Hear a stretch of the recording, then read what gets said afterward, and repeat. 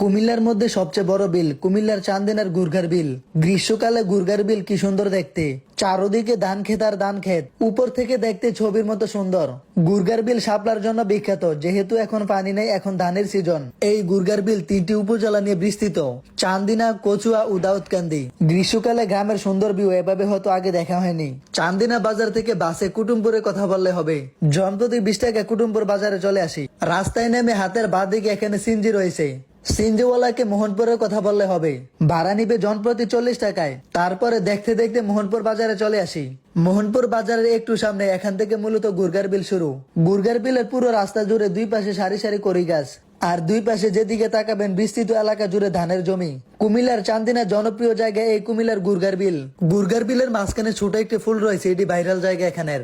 এই চান্দিনার গুরগার বিলে 3 উপজেলা দিয়ে ঢুকা যায়। এইসব সৌন্দর্য দেখলে মন জড়িয়ে যায়। গুরগার বিল এক এক সিজনে এক এক রকম দেখা যায়। বর্তমানে গ্রীষ্মকাল, তাই এখন ধানের সিজন।